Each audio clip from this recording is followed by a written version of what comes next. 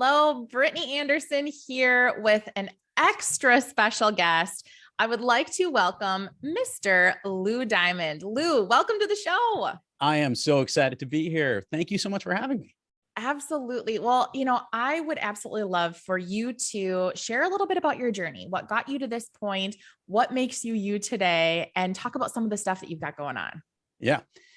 When people ask me what I do, when you hear solopreneurs, entrepreneurs, speakers, authors, there's lots of different titles that go along with what I do.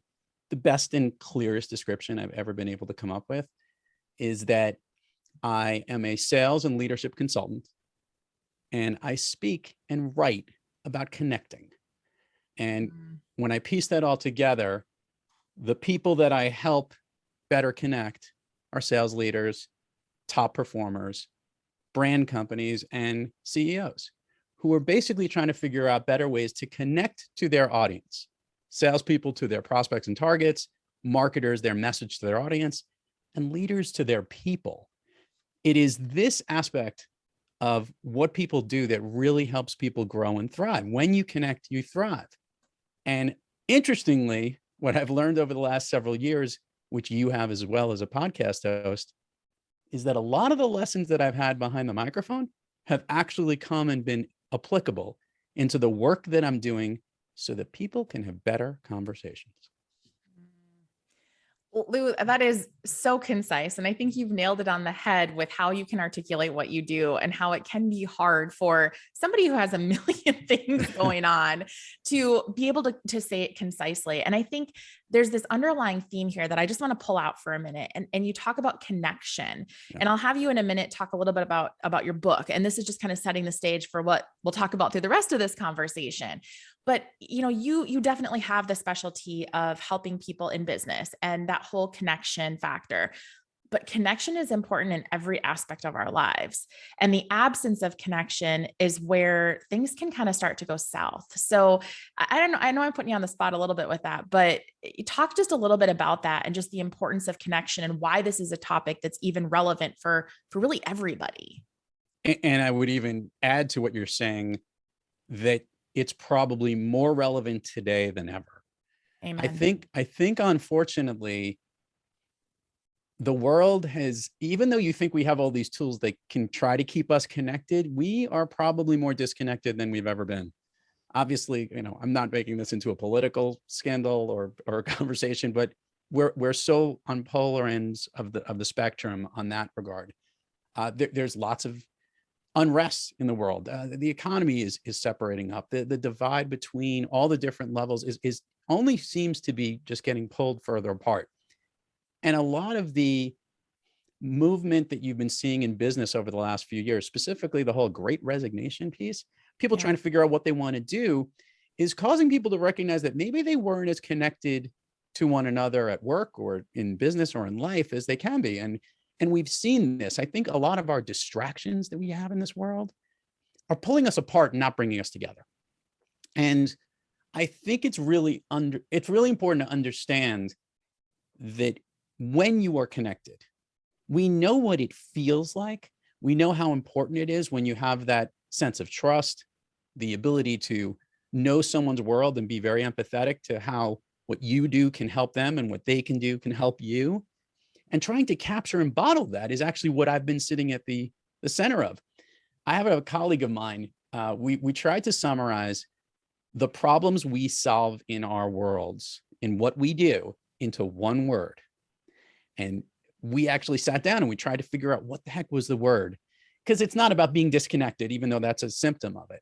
It turns out that the number one problem is selfishness. That's the problem that I solve. When a leader of a company doesn't want to include his organization and what his people are doing into his solutions, he's being selfish to his own needs. When someone is keeping great ideas and not reaching out to others and not sharing their gifts with the rest of the world, they're being selfish. When we start talking about ourselves in a sales meeting and we don't actually take into consideration the client or the prospect who we are actually going to try and serve in business, we're being selfish and trying to talk about ourselves. These are the problems that I see out there. And the cure of all of this, believe it or not, Brittany, is not something that you actually do. to fix. There's not something that you can do. They're not tasks. There are not assignments. There's no emails. There's no master course. There's no master thing that basically these are the things that you need to do to be a better connector. It's how you need to be. If we all worked on how we need to be better connectors, then that's actually what I'm all about. The way you need to be in the way you approach situations, the way you approach your clients, the way you approach your family, your friends. It is in that way of being that enables you to want to be connected to others, that others want you in their world. And if we start with that, we'll start to bridge the gap with all these different pieces together. And that's kind of the message and the thing that I could help your listeners with on what are some of those ways that you can be and how you can actually start to think about doing those things so that you can become more connected at work, so you can become more connected with your peers and colleagues, so you can be more connected with your family, your friends, your loved ones, because we do tend to get disconnected with it. There's a certain sense of appreciation on those things. And when we do those things, we then will start to understand how we can value and try to maintain that connecting culture that we're trying to achieve each and every day.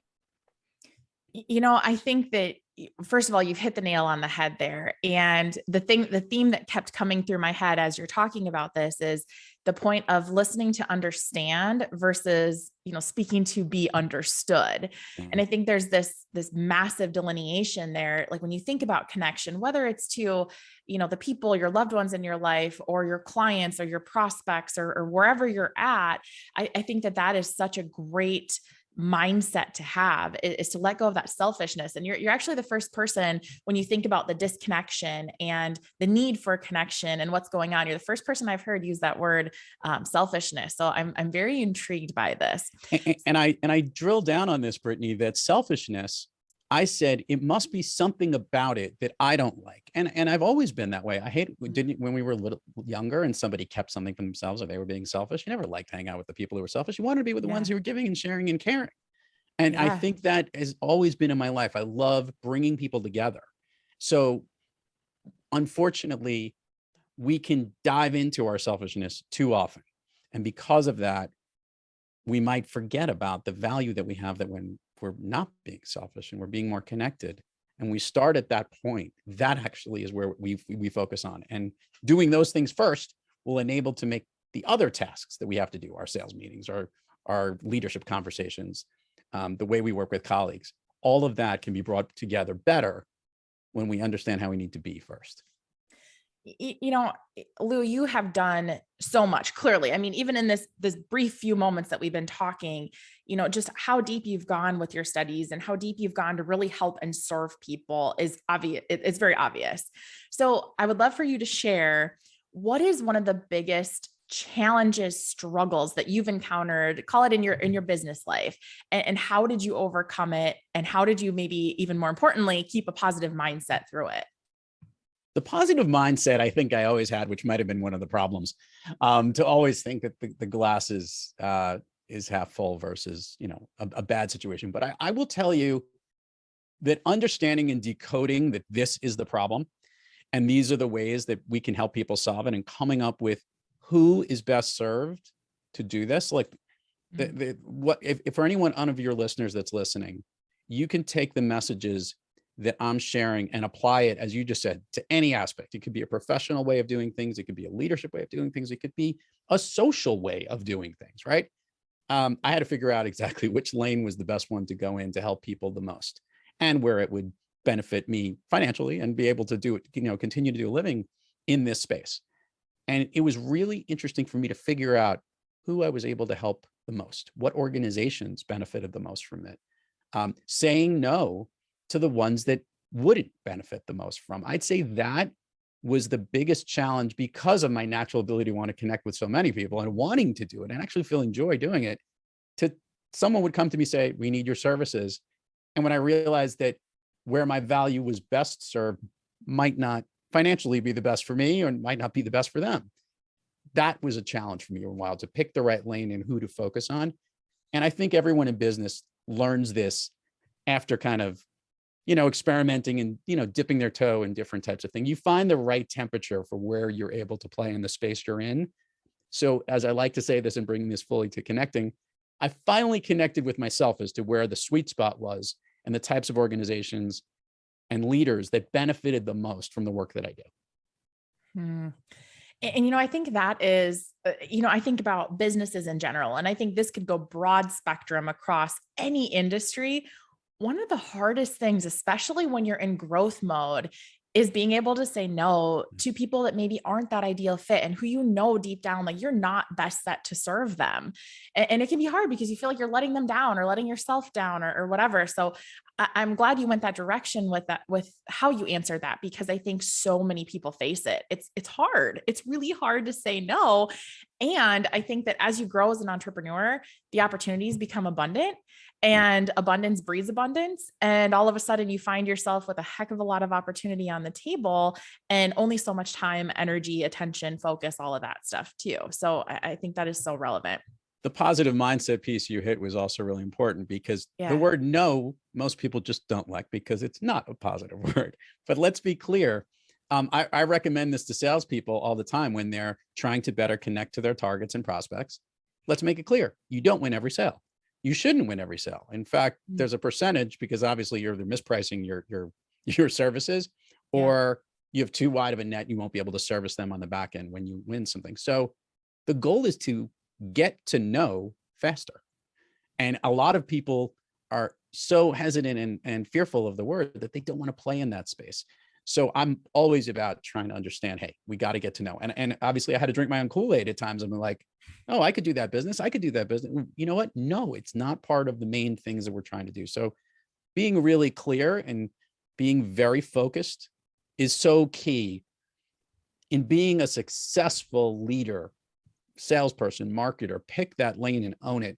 And don't try to sway too far outside of the lines. I know that's so key. And the ones who do it the best are even more streamlined into one specific niche that they do really well. They say the riches are in the niches, right?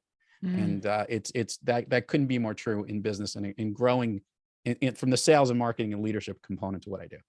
Amen. And, I want to kind of push on this topic a little bit more too. So you have worked with a wide range of professionals, of business owners, of salespeople, of, this whole kind of walk of life here, people trying to grow and serve. Yeah. So where do you often find individuals getting in their own way? And do you think fear plays a big factor into that? Oh God. Well, we wouldn't be human otherwise, right? Like, I mean, let's make it clear. We need fear to be human beings. Fear is a component to who we are. It is all about knowing how to move through that fear into courage. And look, a lot of people are very inspired by a fear, and they literally they almost work with that sense of I could get fired any day, or I might lose my job, or this might be the last day to do that. And that sense of urgency is relevant, but the right way to do it is to understand what that fear is doing to you, right? If you're trying to make a sale to a client, and again, let's go back to that hearing the word no. Sometimes you need to hear the word no from somebody, because that might not be the right client for the right time. Make it clear you need the best. You've heard the sports analogy, right? The best baseball players fail 70% of the time. So that's a lot of no's when you're in the world. You just have to understand that you actually need the no's. So don't be afraid of the world. No, embrace it. Let it come in. Recognize how that is going to be value, and now you could focus more on the yeses. So it's taking a fear and spinning it on its head. And a lot of us need to embrace that fear. One of the things I actually do in a lot of the workshops is I actually coach them through the fears, so that they can be a better connector. Because this is the selfish part. If you don't want to address your own fears, you're not connecting with yourself and understanding what holds you back and what you need to do when you want to be on the best thriving game of your life, when you want to be a connector and a thriver, which is where I empower people to be. You have to understand that what sets you back, what holds you back. When you were on my show, Brittany, one of the things I asked you, when you're not thriving, what practice do you seek, or what individual do you seek out? That's working through your fears and your problems to get yourself back on track. We all need it. It's essential. And it's the most important skill. It's not moving through the fear. It's recognizing it, giving it a name, calling it what it is, and just saying, I know exactly what that is. I'm afraid I'm not going to I'm not going to hit the sale or my quota this month, or I'm afraid I'm not going to meet the expectations that I had set for myself. Well, that could be fear of failure, or that could be, fear of high achievement. My big fear is mediocrity. I don't want to be mediocre. I want to be above average, right? Yeah. Those are the things that drive us. And it's just knowing how to identify it, name it, and how to spin it on its head. Hey, it's Brittany here for a little tiny interruption. Brian and I have some really exciting news, and that is that our newest book, Dream Architecture, is officially launched. It is live. We have been working for a really long time to bring you quality content. This is all centered around really similar topics to what we talk about on the podcast here, but we're going even deeper. We're looking at where money and mindset meet so that you can focus on a life filled with possibility, a life filled with abundance, and one that creates true fulfillment for your future. So be sure to grab a copy. You can download it if you've got a reader, if you've got a Kindle. You can get your physical copy. Go to Amazon.com and look up Dream Architecture by yours truly, Brittany Anderson, and the wonderful Mr. Brian Sweet. We look forward to hearing your commentary and your feedback, and really hope this can help you continue your focus on possibility. Now we'll get right back into the episode. And there's so much truth to that. And I think that's with anything, right? Like anything that you feel like is hindering you in some way, like be it fear or some sort of obstacle in your way, if you can identify it and, like you said, put a name to it, all of a sudden it becomes something that you can overcome versus something that's totally blocking you from growth potential, whatever that is. So I want to pivot here a little bit, because as driven entrepreneurs, driven business owners, people who are, not comfortable with mediocrity, like you said, you want to be that above average. It can be easy to fall into the trap of just constant burn mode, right? You're constantly churning, you're constantly trying to think of that next level game. And we don't always take time for ourselves to say, what does like dreaming big, or what does fulfillment really mean to us on more of a personal level? So I would love for you to share what's some big aspiration that you have for yourself, for your family, for your future that is really meaningful to you and that really gets you out of bed in the morning. I think that's actually who does get me out of the bed in the morning, aside from the dog who's like scratching me and saying to go out. You couldn't be more right. There is this, I learned this about 10 years ago. You know how there was this big mode going in social media? Someone would post like a picture of themselves 10 years ago. This was earlier in the year. Like, this was me then, this is me now. Yeah. And I was working, for those who, read my bio and everything, I worked on Wall Street for a very long time before I opened my own company. And I was in my early 40s when I looked at a picture of myself and I saw that 10-year thing, and I didn't post it. Mostly because I look so much better today than I did back then. I was heavier. I wasn't working out. I wasn't in shape. I probably was so focused on not doing what I was meant to do on this planet. So here's where it works really well. Getting back to that selfishness problem. That selfishness problem is not making sure you take care of yourself. I want to make something clear. That's holding back your ideas and not using it to connect. If I could break the three things in life, is you do the things for the things you love. Those are the people you love and who you want to be with and the people you want to spend time with. There's the work that you love, which is do the stuff that you love to work and do. And then yourself, the body that you love, what you love about yourself, working out, making sure you eat healthy, do fun things, be adventurous, read, educate yourself, whatever it is. So that's about yourself. That's about your clients. That's about your family. And as best as you can, you cannot draw 9-to-5 jobs of what work is. You cannot just do the home one. You have to balance this out as much as possible. Great connectors also connect with themselves when they're not spending enough time in those three buckets. Being aware of where you're needing to do something today. I need a day off, or I need to really focus on my client work, or I got to focus on this. It's hard. It's never an equal amount of water in each of those buckets if you're carrying them around. Again, awareness. Being aware of when that bucket needs to be addressed is a real skill set. Some people are really disciplined with it. I love them for it. They literally write down, I'm doing this today, doing that today. I think naturally I find a flow of where that is. I don't think it's an exact amount, but I do know that if you don't address these things, you can't thrive. You can't be a great connector. You can't be good in each one of those buckets in your life if you're not giving balance to the other. And that's so true. I like to call it, it's that perfect imbalance, right? Yeah. Like there's no such thing. And I like, I want to give this analogy quick, like the teeter totter, right? And especially like Lou, you have kids. So, I have children as well. And you're trying to figure out, what does this perfect balance look like? And if you think about the teeter totter, as long as one side isn't staying too far up for too long of a period of time, you're flowing okay, right? Yeah. Like as long as you've got this. And I had somebody say to me recently, they're like, yeah, with the teeter totter. And here's what happens. If you get to that point of this, what you perceive as perfect balance, everything stands still. Yeah. That's a good And point. that's not necessarily good either. So you have to have that growth in both aspects. So I always think of that when people talk about, that imbalance, that flow that you have to get. And I think Totally. that's so true. So Lou, I would love for you to talk, like, what are you excited about? What are you working on right now? What's next for you, and what's next for the people that you serve? So I'm linking, if you're watching on the video, if you have this over here, I'm linking towards this little icon behind me, which is right here. So The thing I'm most interesting about is, as we started to mention earlier, that one of the things I've been helping people with is having great conversations so they can connect better.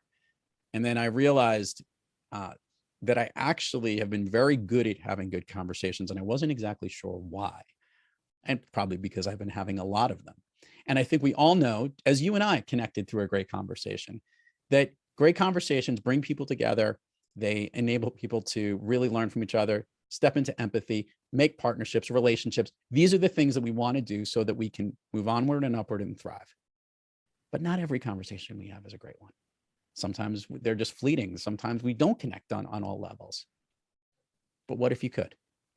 What if every conversation you had was a chance to make a great connection? What if every time you engage in a conversation, you learned, you grow, you developed, you improved yourself? What if every time you had a business conversation, your business opportunities led to the ability to connect, engage, and win? What I ended up doing, and what I'm most excited about for this year, is my new book called Speak Easy. Connect with every conversation. This is the guidebook from lessons that I've experienced, that other professionals have done, other conversationalists, great professional interviewers have utilized, and how they have navigated thousands of conversations through their lives. And that there's a certain way to master a conversation and think about it. And a lot of it, as I've hinted to here, is the way you need to be approaching, and before, during, and after in the conversation, the way you need to act, the way you need to appreciate the moment, and the way you actually can bring the best out of you so that you can engage in that conversation, so that you can increase the likelihood that you have a great connection. Speak Easy is what I'm most excited about. It comes out on September 27th of this year. So very excited about that. That's what I'm most excited about right now. That is awesome. And what's flashing in my head is I'm thinking about being a business owner, being in an entrepreneurial kind of society. Let's say you're at an event and you have that dreaded networking word, and just being able to foster those more in depth, like not the surface level of like, what do you do? Well, here's what I do. And then it's awkward and it's uncomfortable. And you're like, well, I don't want to say too much. And I don't want to say not enough. And I think that what you're doing and putting out into the world is so relevant and so needed to foster relationships instead of that surface level stuff that nobody likes. And by the way, I use the word networking. I hate the word networking too. I actually used a new word, which is connect working, which is basically to make connections within your network. You need a network, but you need to make the connections within it. And that's what we're trying to do. And those all start with great conversations. So having the ability to speak easy is kind of where I want people to go with this. And oh, by the way, as a podcast host, you'd appreciate it. The book goes from intro to outro. And the Speak Easy name reflects the 100-year-old reference to speak easy, which were common back in New York and Chicago and big cities during Prohibition. There's some hints to that. Even some conversational flights, if you would, that are presented throughout the theme of the book. So it's got kind of that flavor, which is pretty cool. I love it. That is awesome. So before I ask my last question, obviously we've talked about, you've got the Thrive Loud podcast, you've got this book, you've got another book, you've got all kinds of stuff. So if people want to get a hold of you, learn more about you, connect with you, where do they go? What do they see? What do they do? Easiest way to find me, you can go to thriveloud.com on the website, where you can learn all about the consulting work I do, the speaking, the podcast, the workshops that we offer for clients so that they can be better connectors. All of that can be found thriveloud.com. And everywhere across social media, I'm at Thrive Loud. To get a copy of the Speak Easy book, you can go there too, or to make it really easy, speakeasybook.com, and you can pre-order today. Awesome. And we will make sure that that all goes into the show notes too, so that if anybody didn't catch that, you don't have to scramble and write. We'll put it there for you. So it's really Speakeasy Book. I think you can't even get easier than that. We tried. So simple. So simple. So Lou, what haven't I asked you that I should have? Well, first of all, I think at this time of year, we're recording this in early June. We have to talk about the fact of how many people actually, you should ask me, how many people listen to Brittany's episode on Thrive Loud? Oh, how many people have listened or should listen to my episode on Thrive Loud? I'm looking at her at the point that this at time we're recording, over 16,000 people heard Brittany's message. And that's just amazing. We have an amazing bunch of listeners. They love the program. But Brittany's episode was awesome. And I was so glad to return the favor. Like sometimes you see spikes in certain numbers. I'm like, obviously this person is a well-connected person. We got the right person on the program, but she also provides great content and great advice on the show. Awesome. Well, thank you for sharing that. That's super exciting. And seriously, your podcast is amazing. The conversations that Lou has. So if you're listening to this, tuning in, the conversations Lou has on his podcast, I have become like addicted to it. I'm like, what's next? What's dropping next? So it's so good. You got to check it out. Check out all the work he's doing. Get early access to the book. It is hands down. I know it's going to be a quality piece because that's what you put out into the world. So Lou, thank you so much for sharing your time. It's the only commodity we can't get back. So it is completely precious and we appreciate it. Brittany, thank you so much for having me. Truly an honor. I love both of your programs. Continue doing what you're doing. You truly thrive loud. Oh, thank you. All right. Well, that wraps up today's episode. We will catch you right back here next time.